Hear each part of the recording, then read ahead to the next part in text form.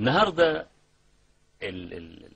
واحنا بنتكلم عن الرمز وبنتكلم عن السلفيين الفاضيين من جوه واللي بيعملوا الكلام ده، لم يتكلم مفتي الديار في حياته عن حرمة التبرج، مع ان التبرج لا خلاف بين الأعمى والبصير أنه حرام.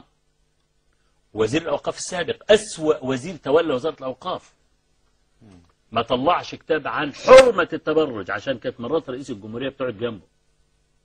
أنا عندي فيديوهات لعلي جمعة في اجتماعات الحزب الوطني قاعد جنب نساء متبرجات، وفي حفلته في عيد ميلاده في روتري، وفي حفلته عيد ميلاده في الروتري والكلام ده، وكانت داخله واحده رقاصه والكلام ده والقصه المعروفه اللي نشرت، واذا كان الكلام صحيحا او غير صحيح، لكن هو كان في الروتري 100% وجايبين تورته وبيحتفلوا عيد ميلاده. سنه حلوه يا جميل، وسنه حلوه يا جميل.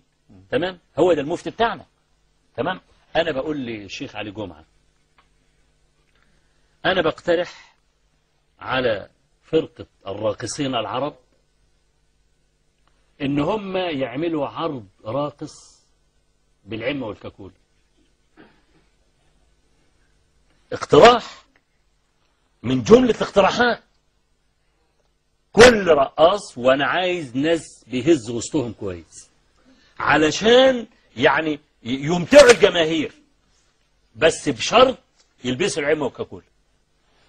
انا عايز اسمع رأي فضيلة الامام العلامة اللي مسمي موقعه موقع الامام العلامة. أنا مش فاهم والله مين اللي ممكن يجي له قلب يسمي موقع الإمام العلامة ويمدح نفسه بهذا الكلام. الكلام ده يقوله واحد آخر، يقول علي جمعة الإمام العلامة، ممكن تقبل، لكن أنا أسمي نفسي أنا الإمام العلامة كمان. فأنا عايز فرقة راقصين العرب تلبس عمة وكاكولا وترقص لي، وعايز تعليق فضيلة مفتي الديار المصرية على الكلام ده. مش دي قشور؟ ما هي عمة وكاكولا هي ايه غير حتة قماش؟ وعايزه يقول لي رأيه في المسألة دي.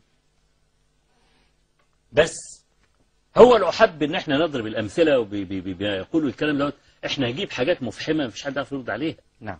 فأنا عايز أقول ان دي يعني هجمة معروفة ومقصودة. وأنا قلت لك كلمة، أنه ولد ميتا، لم يدخل في قضية تشرف الأمة لحد النهاردة. كله قبول النبي والأضرحة والمش عارف إيه والكلام ده، كل شغله ما دخلش في قضية حقيقية. يعني هو النهاردة لما بيقول لك أنا كنت ضد التوريث عشان كده قاموا مطلعين للملف من أمن الدولة إن أنا متجوز 5 6 7 وكانوا كادوا لي وعملوا لي الملف عشان كنت ضد التوريث. أنا بقول أنه كذاب في مسألة التوريث. لكن يتجوز 10، يتجوز 20، يتجوز 1000، هو حر، لا ينبغي أن يلام على هذا. رجل فعل حلالا، اتجوز وطلق واتجوز وطلق واتجوز وطلق، انتوا مالكم؟ هو حر يتزوج، فعل حلالا لا ينكر عليه وانا اقف جنبه، خلاص. لكن عشان يقول لي عشان انا كنت ضد التوريث، لا، يلعب غيرها. النهارده لما مات حفيد الرئيس والحلقه عندي مسجله على الاسطوانه، والمذيع بيقول له ان يعني ان حرم الرئيس بتتفرج علينا وعايزه تسمع يعني كلمتين كده يصبروها وكده. ابدا التاثر الى درجه البكاء. انا مش هدخل في مشاعره ولا يحل لي ان ادخل في مشاعره. تمام. لكن انا هعلق تعليق علمي عقدي على اللي قاله. لما يجي يقول انا يعني كلام معناه يعني صليت على جنائز ملهاش عدد، في حياتي ما شفت سكينة في مثل هذه الجنازة، وده موجود. سكينة. يوم كان قاعد مع المذيع كمان 2 يقولوا فعلا احنا كنا حاسين بالسكينة دي وحاسين بيها ومش عارف ايه. واخد بالك ازاي؟ برضه خليه يحس بالسكينة براحته، انا مش هتدخل في قلبه برضه عشان نكون ناس عندنا عدل وإنصاف. هو حس ان كان على قلبه سكينة ما حصلتش في أي جنازة من الجنازات، هو والله ده حاجة ترجع له، خلاص. لكن لما يقول يا جماعة أنا بقول ليه حرم السيد الرئيس؟ أنت لو تعرفي محمد بيقول لكم إيه دلوقتي ما كنتوش تزعلوا. محمد دلوقتي في الجنة ومبسوط وبيتمتع بيها. عايز يقول لكم ما تزعلوش، أنا في الجنة.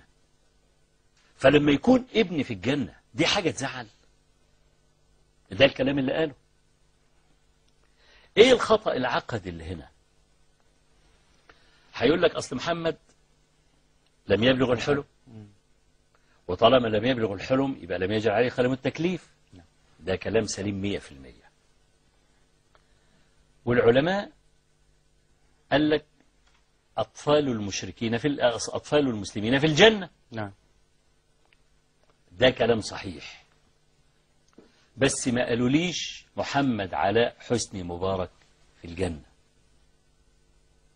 هو خصص. أنا لو جيت قلت يا جماعة لا تحزنوا فإنه فرط وسلف ومات قبل أن يبلغ الحلم، ومن عقيدة أهل السنة والجماعة أن أطفال المسلمين إذا ماتوا قبل بلوغ الحلم في الجنة، فنرجو له أن يكون من أهل الجنة. هو ده الكلام العلمي الصحيح. ليه؟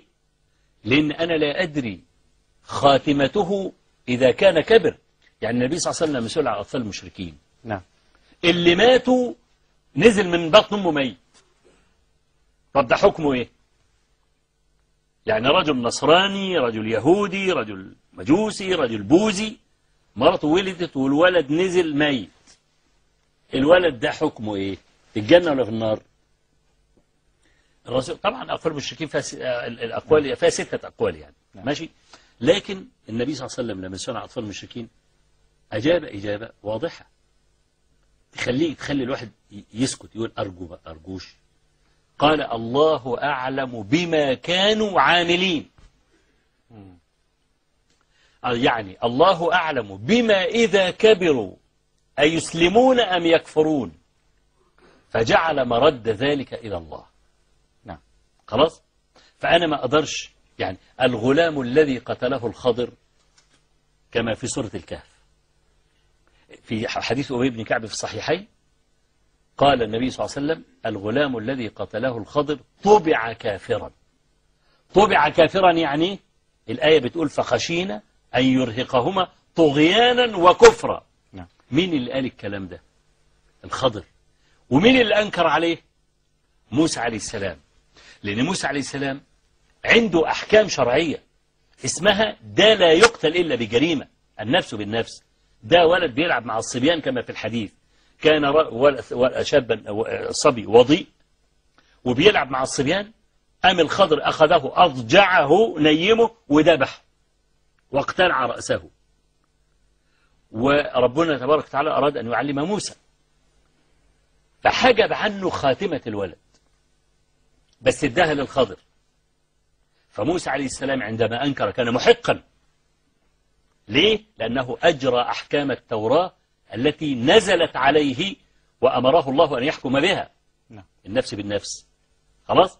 لكن خواتيم البني آدم بما يختم له دي قصة مش حد يعرفها. أطلع الله الخضر عليها.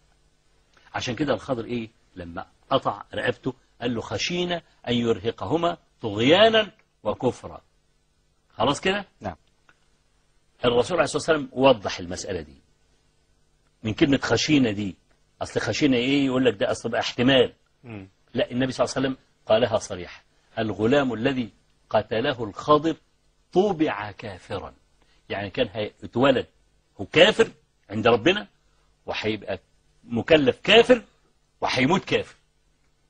فأنا عايز أسأل أي بني آدم، الولد اللي نازل من بطن أمه ده حتى لو أمه مسلمة وأبوه مسلم، أنت تعرف ده لو كان كبر كان هيحصل له إيه؟ طبعا لا، ما أقدرش أعرف. عشان كده دائما نقول نرجو. ولما طفل صغير مات وقالت عائشة هنيئا له لم يعرف السوء ولم يدركه، عصفور من عصافير الجنة، قال أو غير هذا يا عائشة إن الله خلق للجنة أهلا وخلق للنار أهلا.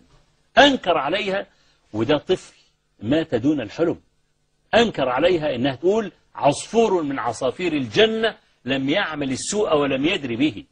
وحتى لما أم العلاء مات عثمان بن مظعون وقالت شهادتي لك أن الله أكرمك، والحديث البخاري وغيره، قال ومن أدراك أن الله أكرمه، لكن عثمان أتاه اليقين، أنا رسول الله ولا أدري ما يفعل بي.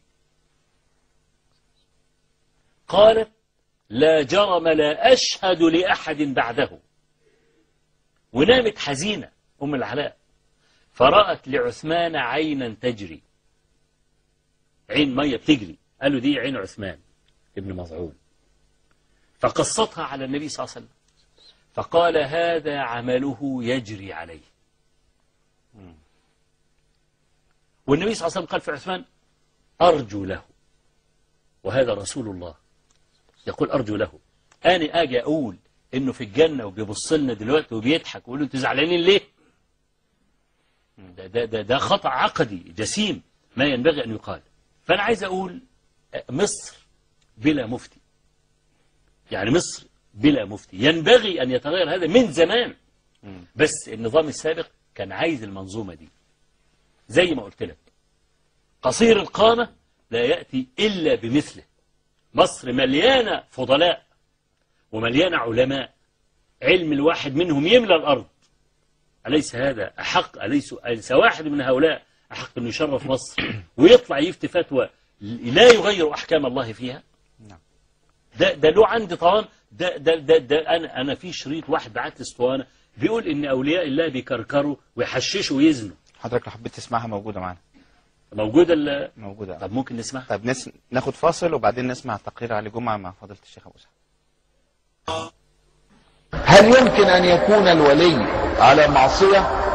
نعم. قالوا لعبد القادر أيزني الولي؟ قال وكان أمر الله قدرا مقدورا. وتلميذ المرسي أبو العباس ضبطوه يزني، فجم يقبضوا عليه جري وركب الماء وسار. فراحوا للمرسي قالوا له قول لنا بقى، احنا شفناه هو بيزني وشفناه هو ماشي على الميه، ايه بقى ده؟ ما تجننوناش بقى. انا شفته بعيني بيزني وشفته بعيني وهو ماشي على الميه. قال ان الكريم اذا وهب ما سلب. افهموا ربنا، الله يهديكم، عشان انتوا بتدعوا حاجه عظيمه قوي، بديع السماوات والارض. ان الكريم اذا وهب ما سلب. يبقى ممكن واحد ولي من جانب وربنا اكرمه لغايه ما خلاه يطير في الهواء ويمشي على الميه ويزني. قالوا ما اتبعتك على انك نبي. مره واحد ولي عمل روحه انه كانه بيزني كده، دخل مع واحده الاوضه وقفلوا على بعضهم. اتباعه قالوا ايه ده؟ الراجل الفاسد الفاجر، شوف الشيخ وعامل لي شيخ، يلا نقوم نمشي. مشيوا الا واحد منهم سخن له الميه، فطلع لا بيسخن الميه. قالوا بتعمل ايه؟ قال له ما انا قلت لحسن تكون جنب ولا حاجه عايز تغتسل عشان تلحق الصلاه. قال له ايه ده؟ ايه الفهم ده؟ يعني انت دلوقتي ما مشيتش مع اخوانك ليه؟ قال له ما اتبعتك على انك نبي. هو انا اتبعك على انك انت نبي؟ تخطئ وتصيب ويؤخذ من قولك ويرد كل حاجه. وراجل صالح في اغلب الحاجات صالح، وفي الغلطه غلطه.